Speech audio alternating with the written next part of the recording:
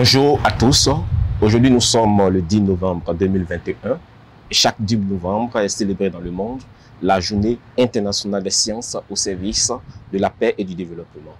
Pour savoir comment la science peut être mise à la disposition du Mali, nous sommes aujourd'hui avec le professeur Mama Pléa, ancien vice-doyen de la faculté des sciences et techniques du Mali, professeur d'université au Mali. Il a été aussi professeur au Niger et au Burkina Faso et aussi conseiller scientifique. Il est actuellement conseiller scientifique pour l'UNESCO auprès de l'Union africaine et de la Commission économique des Nations unies pour l'Afrique, UNECA, basée à Addis Abeba, en Afrique, en Éthiopie. Bonjour, professeur. Bonjour, M. Boli. Comment allez-vous, professeur?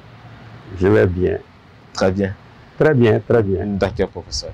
Professeur, aujourd'hui, nous allons parler de la Journée internationale des sciences au service de la paix et du développement. C'est une journée qui a été institutionnalisée par l'UNESCO. Mais pourquoi? Merci beaucoup, M. Boli. Vous savez que les questions de paix et de sécurité sont devenues des questions lancinantes dans le monde entier et dans le Sahel africain en particulier. Les questions de développement aussi sont intimement liées à la paix et à la sécurité. Vous savez sans doute l'agenda mondial sur le développement durable, ce qu'ils appellent l'agenda 2030, qui a été élaboré pour promouvoir le développement durable. Le système des Nations Unies est donc au cœur de cet agenda. Et là-dedans, les questions donc, de paix et de sécurité sont des questions de première place. Et l'UNESCO a été, dès sa création, mise en place, en fait, pour promouvoir la paix. Pour promouvoir la paix à travers tous ses programmes. L'UNESCO, pour rappel, a 5 programmes. Un programme éducation, un programme sciences exactes et naturelles, un programme sciences humaines, un programme culture et un programme communication et information. Donc les 5 programmes ont pour mandat de promouvoir la paix dans ces différents domaines. Et le secteur sciences travaille d'arrache-pied pour la promotion de la paix à travers la science. Et évidemment, ça va aussi conduire à un développement durable. D'accord. Professeur, aujourd'hui, l'UNESCO a un siège au Mali. Et au Mali, il y a des chercheurs. On a voulu savoir quelles relations avez-vous avec la communauté scientifique au Mali? Merci beaucoup, M. Boli, pour cette question. L'UNESCO a un bureau national. Et comme dans l'ensemble des pays membres, l'UNESCO a une commission nationale pour l'UNESCO qui est la porte d'entrée du bureau national au niveau des ministères sectoriels. Et l'UNESCO, compte tenu de son mandat, en particulier dans le domaine des sciences, a longtemps travaillé avec le monde de la recherche scientifique malien. Pour rappel, nous avons travaillé avec le ministère de la Recherche scientifique et de l'Innovation à mettre en place, dans les années 2018, un document national de politique scientifique pour promouvoir la recherche scientifique, pour faire en sorte qu'il y ait une jonction entre la recherche et le développement. Et c'est donc un document stratégique avec donc des plans d'action. Et donc nous travaillons avec les ministères qui ont ces aspects de recherche scientifique dans leurs agendas. Nous travaillons donc avec ces ministères-là pour promouvoir la recherche scientifique, surtout à travers un renforcement des capacités et aussi à travers un renforcement des partenariats. Parce que l'UNESCO n'est pas une agence de financement, mais c'est une agence de renforcement des capacités, c'est une agence de facilitation et de promotion des partenariats pour aboutir aux objectifs visés par les différents départements. Vous êtes évidemment en train de répondre à la question qui allait venir par la suite, c'était de savoir est-ce qu'un citoyen, un chercheur lambda pouvait s'approcher de l'UNESCO pour bénéficier d'un financement? Bon, vous voyez, j'ai pratiquement répondu à cette question. Je disais qu'on n'était pas une agence de financement, mais les États membres au niveau de la conférence générale donnent mandat à l'UNESCO d'exécuter un certain nombre de programmes. Et à travers ces programmes, vous avez souvent des opportunités de financement de la recherche. Je donne deux exemples. Le premier exemple, c'est par rapport à l'écologie, par exemple. Nous avons ce qu'on appelle le programme intergouvernemental sur l'homme et la biosphère, le programme MAB, qui met en place les sites dédiés au développement durable qu'on appelle les réserves de biosphère. Il y en a un au Mali, il y a un site au Mali qui s'appelle la réserve de la boucle du Baoulé. Et donc, à travers les programmes sur ces sites-là, il y a des accompagnements des chercheurs. Par exemple, le programme MAB prévoit d'accompagner des chercheurs qui travaillent sur les thématiques liées à ces sites-là. Donc, on peut leur procurer des bourses, par exemple. On peut faire en sorte qu'ils aient des partenariats avec d'autres chercheurs. Ils peuvent bénéficier aussi de rencontres internationales. Ça, c'est le premier exemple. Le deuxième exemple, c'est le programme intergouvernemental sur l'hydrologie, le PH. Le programme intergouvernemental sur l'hydrologie est un vaste programme que l'UNESCO a mis en place à la demande des États et qui est chargé donc de promouvoir la connaissance des ressources en eau, la mise à disposition de la ressource en eau, l'accès des populations à l'eau et à la bonne eau, à l'eau potable. Et donc, il y a beaucoup de thématiques de recherche liées à l'eau qui peuvent bénéficier de financements via l'UNESCO. Souvent, ce n'est même pas l'UNESCO, mais elle-même qui finance. Mais nous facilitons, nous mettons en place des équipes pour faciliter justement donc, des recherches thématiques sur l'eau. L'accès à l'eau aujourd'hui est un réel problème, surtout pour les populations qui vivent dans le nord du Mali. Mais ce n'est pas seulement ce problème-là. Aussi, depuis près de 2 décennies, je dirais, le Mali traverse une crise. Une crise qui a été marquée par l'arrivée des terroristes étrangers sur son territoire, par des coups d'État successifs et aussi par le tout couronné par la corruption. La corruption. Aujourd'hui, on se pose la question, comment la science peut-elle aider à résoudre ces problèmes? Et quels sont les acteurs clés qu'il faut mobiliser urgemment pour apporter une solution à ces différents problèmes qui minent le pays? Merci beaucoup, M. Boli. Effectivement, au niveau du Mali et au niveau du Sahel, il y a ce problème crucial donc, de terrorisme, de sécurité, d'accès à l'eau. Ce n'est pas seulement l'accès à l'eau. Je voudrais souligner que aujourd'hui, de par le monde, si vous regardez les guerres, et ça va être quelque chose de plus en plus fréquent, c'est que les guerres vont se passer autour de l'accès équitable aux ressources naturelles. Les ressources naturelles sont en train de s'améniser, la population est en train d'accroître et donc l'accès aux ressources naturelles va être un enjeu majeur. Un enjeu qui va être source de guerre des populations et des États. Et c'est pour cela que l'UNESCO travaille de façon à ce qu'on connaisse très bien, parce que vous ne pouvez pas gérer quelque chose que vous ne connaissez pas. Que l'on connaisse d'abord la ressource eau et en surface et sous terre. Donc nous avons des programmes donc vraiment sur les eaux souterraines. Nous avons des programmes sur les eaux de surface.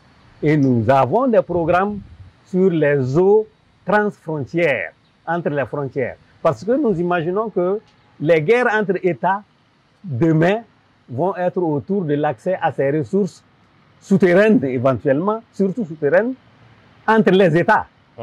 Et donc l'UNESCO travaille déjà de façon à ce qu'on connaisse mieux la ressource et à trouver une meilleure stratégie de partenariat et de collaboration, de coopération inter-État autour de ces eaux transfrontières.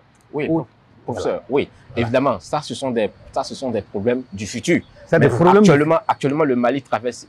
Je reviens, je n'ai pas fini. Je n'ai pas fini. Si vous regardez dans le centre du Mali, une des sources vraiment de ce problème, de la crise, c'est une crise de gouvernance. C'est une crise autour de l'accès aux ressources, accès équitable aux ressources.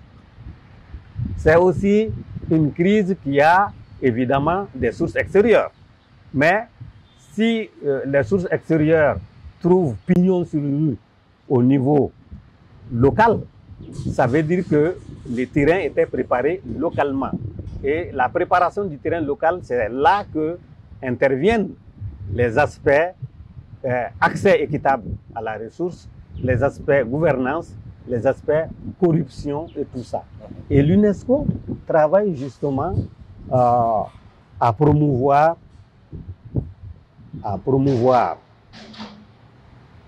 une gestion équitable de la ressource. Ça, c'est déjà un élément de gouvernance. Connaître la ressource, savoir vraiment, à travers la gestion intégrée des ressources en eau, par exemple, faire en sorte que l'on puisse gérer et éviter les guerres, et à travers pratiquement tous les programmes que nous utilisons un outil, par exemple pour l'eau, qu'on appelle du potentiel de conflit à la coopération potentielle, en anglais PCCP, un outil qui fait que les grands acteurs viennent s'asseoir et discutent vraiment de comment utiliser la même ressource, par exemple la même mare. Comment est-ce que des agriculteurs, des éleveurs, des pêcheurs peuvent utiliser la même mare vraiment dans un consensus, dans la paix et la quiétude. Donc nous travaillons avec les usagers pour faire comprendre qu'ils doivent désormais travailler dans ce sens. Ça, c'est un premier aspect. Le deuxième aspect, quand vous regardez au niveau du Mali et dans le Sahel en général, les jeunes qui se lancent dans le terrorisme, c'est souvent des jeunes désœuvrés, sans emploi. Et donc, nous faisons en sorte que nous puissions promouvoir l'emploi jeune. Renforcer les capacités des jeunes, trouver des emplois jeunes à travers certains fonds mis à disposition par les partenaires, comme le Fonds Climat, par exemple. Le Fonds Climat Mali, l'UNESCO est partenaire dans la mise en œuvre du Fonds Climat Mali. Et dans ce Fonds Climat, il y a beaucoup d'appui aux jeunes et aux femmes pour éviter qu'ils soient entraînés dans les questions de terrorisme et dans l'immigration. Oui, professeur, je crois que vous êtes en train de citer ici des éléments qui entrent ici dans, je peux dire, en grève dans le système de développement du Mali. Est-ce qu'à côté de ces actions, vous avez posé d'autres actions qui entrent dans votre bilan, l'UNESCO, qui cadrent aussi avec le développement du Mali? Oui, nous avons beaucoup d'actions qui cadrent avec le développement du Mali. Des actions scientifiques, bien sûr. Des actions scientifiques. Vous voyez, quand vous faites le point aujourd'hui sur les ressources humaines dédiées à la science, Vous savez que, en réalité, la première ressource pour le développement d'un pays, c'est la ressource humaine. Les Japonais, les Coréens et tout ça nous ont donné l'exemple. Et quand on regarde au niveau du Mali, on voit que, et au niveau de l'Afrique en général, on voit que les sciences sont surtout l'apanage des hommes. Le genre, la femme, est partie prenante, mais à un moindre degré. Et donc, ça veut dire qu'il y a une grande partie de la société qui n'arrive pas à participer à l'effort humain de la science au profit du développement. C'est pour cela que l'UNESCO a parrainé Miss Science au Mali, pour que dès le bas âge, on puisse faire en sorte que des jeunes filles embrassent la science, que la femme qui constitue pratiquement 51% aujourd'hui de la société malienne soit actrice vraiment scientifique du développement du Mali. Donc nous travaillons à cela. Nous travaillons aussi avec la sous-région pour aviser les pays sur quelle stratégie utiliser pour booster la science. Vous voyez, par exemple, nous avons beaucoup de ressources naturelles et nous avons ce qu'on appelle les investissements directs étrangers à travers les mines, à travers l'agrobusiness et à travers l'industrie. Ces investissements se font sans trop de retombées au niveau de la formation, au niveau de la recherche pour nos pays.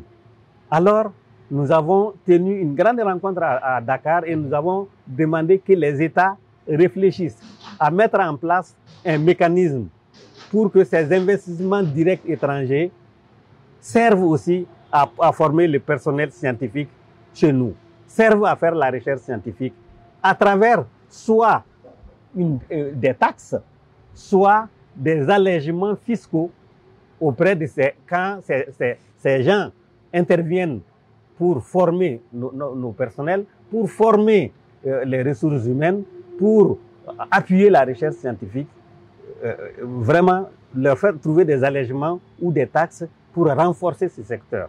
Donc nous travaillons vraiment avec le Mali pour renforcer le secteur scientifique. Si vous regardez les objectifs du développement durable, les 17 objectifs du développement durable, vous allez chercher entre les lignes un objectif qui n'inclut pas la science.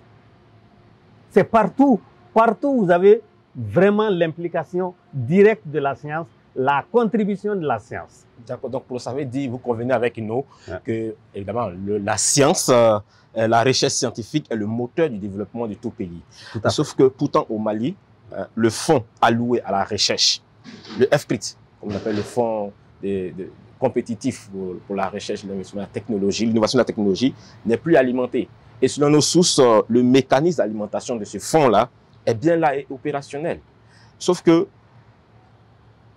les chercheurs aujourd'hui, on entend par là, il y a des chercheurs qui se plaignent parce que leurs projets ont été sélectionnés, mais jusqu'à présent, il n'y a pas de fonds disponibles. Pourtant, le mécanisme est là et opérationnel. La question, c'est comment la recherche au Mali peut-elle contribuer dans ce cadre au développement de ce pays? Que faut-il faire? Ah, oui, ça c'est une question importante à laquelle l'UNESCO peut contribuer effectivement, parce que l'UNESCO a toujours souhaité que les pays investissent dans la recherche scientifique.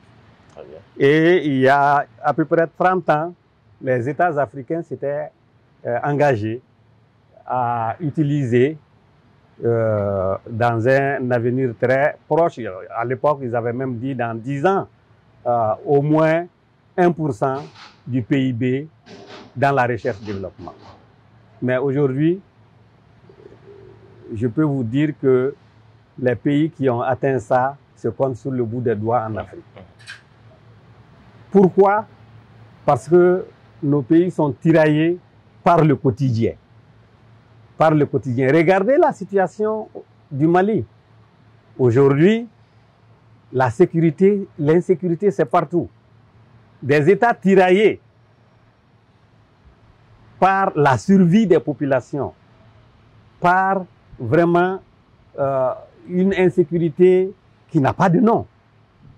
Vous voyez que ça dérange tous les programmes stratégiques. Ça dérange tout. J'imagine que ceci est une des causes. Ce n'est peut-être pas un justificatif, mais c'est peut-être une des causes qui fait qu'il y a un dysfonctionnement au niveau de toutes les stratégies arrêtées. Parce que dans le temps, on avait une stratégie à moyen terme qu'on suivait très bien avec des déclinaisons de chaque secteur. Mais vous imaginez que quand vous avez des attaques un peu partout, certainement que des budgets sont complètement drainés sur des pans qui sont jugés prioritaires. Mais je vous dis, le long terme, le moyen terme, c'est vraiment les ressources humaines, c'est l'acquisition de la science au niveau endogène. Si on s'approprie la science au niveau endogène, et même si on n'a pas de ressources demain, les chercheurs trouveront le moyen de dresser haut le flambeau. Et nous avons comme devoir donc de faire en sorte que ces programmes-là, ces programmes de financement de la recherche, nous avons pour devoir de faire en sorte qu'ils soient fonctionnels pour le futur du pays. Nous avons ça comme devoir. L'UNESCO travaille, appuie ça, mais j'en appelle à tous les acteurs, pour que cette initiative qui est louable, qu'on ne trouve pas dans les pays voisins, hein, c'est une initiative vraiment dans laquelle le Mali était pionnier déjà. Mais il faut appuyer, il faut promouvoir cette initiative, il faut l'appuyer. Et l'UNESCO travaillera certainement à faire en sorte que cette initiative soit pérenne. Professeur, aujourd'hui, nous savons que la recherche, certainement, l'UNESCO va appuyer, mais sauf qu'on a un public qui est là. Et le public que nous avons, ces Maliens, disent tantôt souvent, au Mali, les chercheurs maliens cherchent, mais ne trouvent rien. Ou encore, qu'ont-ils trouvé depuis qu'on les appelle chercheurs? Quel message avez-vous à donner à ce public? Ceux qui disent ça ne connaissent pas le milieu de la recherche. Ah bon? Ah oui, très souvent, parce que les chercheurs, quand vous partez à l'IER, quand vous partez... L'IER, c'est l'Institut d'économie rurale. D'accord. Quand vous partez sur des sites de recherche à Katibougou, au niveau des facultés des sciences, au niveau de l'École nationale d'ingénieurs, il y a des chercheurs qui ont eu des résultats. Et le problème du chercheur, c'est que très souvent, nous communiquons peu. Nous ne savons presque pas communiquer.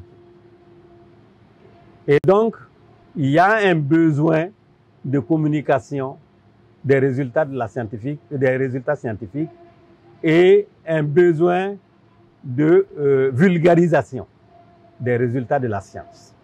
Il y a ce besoin-là, il y a un besoin de communication avec les décideurs, de communication avec le grand public, et qui, pour donner déjà ce qui est connu, ce qu'on a pu faire, mais pour avoir aussi le feedback sur les besoins de la société. Et c'est ce que l'UNESCO appelle Open Science.